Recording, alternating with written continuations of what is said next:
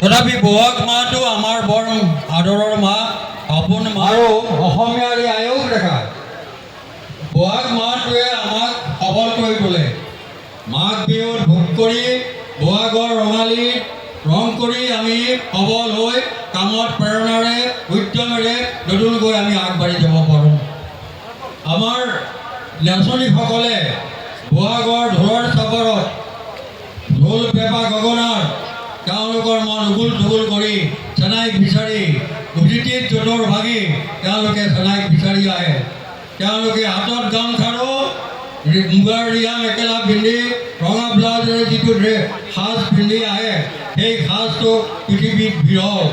পৃথিৱীৰ কাৰো সাজৰ লগত সেই সাজটো তুলনা কৰিব নোৱাৰি।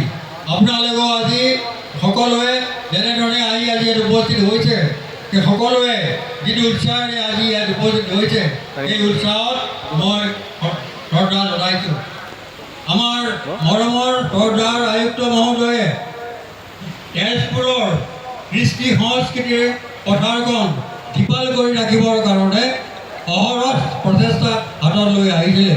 গতিকে ইয়াৰ আগতেও তেখেতৰ ঘৰত জ্যেষ্ঠ নাগৰিকসকলক আমন্ত্ৰণ জনাই যিটো অনুষ্ঠান অনুষ্ঠিত কৰিলে, সেই অনুষ্ঠানটোত আমি সকলো আপ্লুত হৈ পৰিছিলোঁ। আগবাঢ়িছে, তাৰ বাবে মই তেখেতক কৃতজ্ঞতা জনাইছোঁ, শ্ৰদ্ধা জনাইছোঁ। মই বেছি কথা নকওঁ, মই এটা বিহুগীতেৰে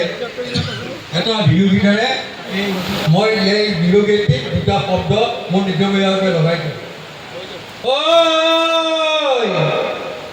অতি কৈছেনে মুগাৰে মহুৰা, তাতো কৈছেনে মাকো, তাতো কৈছেনে বহাগী উৎসৱটি নাপাতি কেনে কৈ থাকো।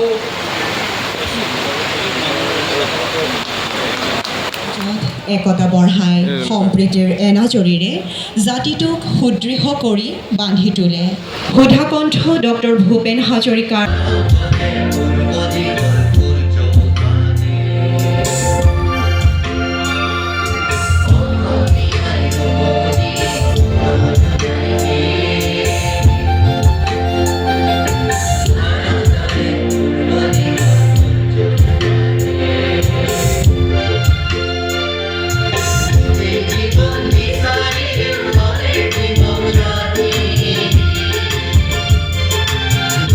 জীবন বিচাৰিলে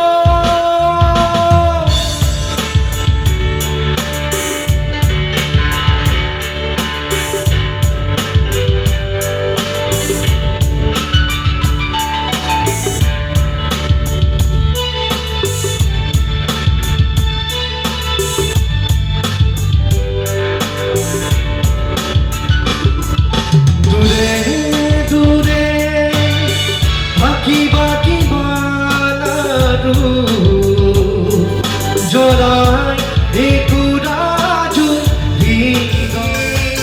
কতদিন তুমি থাকিবা গোপনে জুই জানি গোপনে নীৰৱে অকলে আমি বিচাৰিছো সুগন্ধি কোনা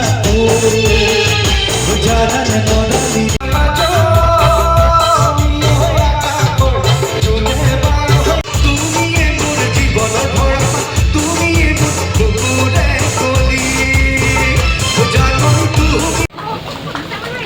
দ্বিতীয়টো কাৰ্যকালৰ বাবে শ্ৰদ্ধাৰ বিধায়ক মহোদয় তেখেতক মই প্ৰণাম জনাইছোঁ আৰু যিহেতু আমাৰ সকলোৰে মৰমৰ কণ্ঠশিল্পী জুবিন গাৰ্গ আমাৰ মাজত